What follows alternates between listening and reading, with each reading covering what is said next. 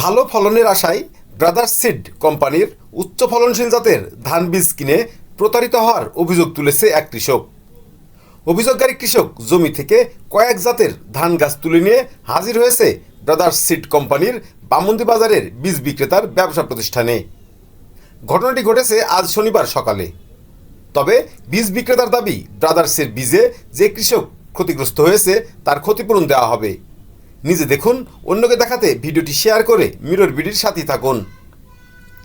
জানা গেছে, গাংনী উপজেলার মটমুড়া ইউনিয়নের নওদা মটমুড়া গ্রামের এক কৃষক 2.5 বিঘা জমিতে উচ্চ ফলনশীল জাতের ধান রোপণের সিদ্ধান্ত নেন।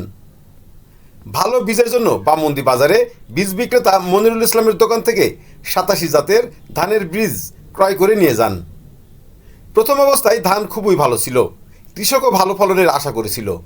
কিন্তু যখন ধান থেকে শীষ বের হতে শুরু করে তখন কৃষকের মাথায় হাত। ধানের শীষ 3 স্তরে দেখে কৃষক বুঝতে পারে তাকে 87 নয়, ভেজাল বীজ দেওয়া হয়েছে। সে কারণে ধান কয়েক ধাপে শীষ আসছে। নিজের ক্ষতির কথা বিবেচনা করে আজ শনিবার সকালে জমি থেকে ধান গাছ সহ ওই কৃষক হাজির হয় বামন্দি বাজারের ব্রাদার্স সিডের বীজ বিক্রেতা মনিরুল ইসলামের দোকানে। তাদের ভেজাল বীজ দেওয়ার অভিযোগ তোলে।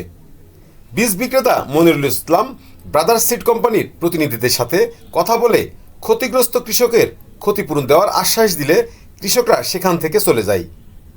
তবে বীজ কোম্পানিগুলোকে আরও সাবধানতা অবলম্বন করা উচিত, না হলে তাদের লাভের লোভে ক্ষতির মুখে পড়বে চাষিরা।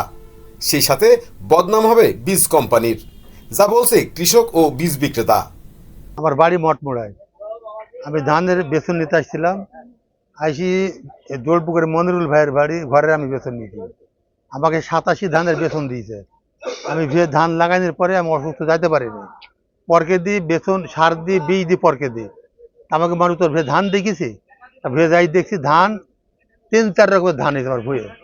কেউ কেউ মানে পাকছে, কেউ থোড় হয়েছে, কেউ শীষ বাড়াইছে। এখন ধানের পর আমার এই অবস্থা। এখন এর কি সমাধান, সেই সমাধানটা আপনারা দেখুন। ক্ষতি আমার সবই, ধান তো পাবো না, পাই কি সব ধরে পড়ে যাবে ধান।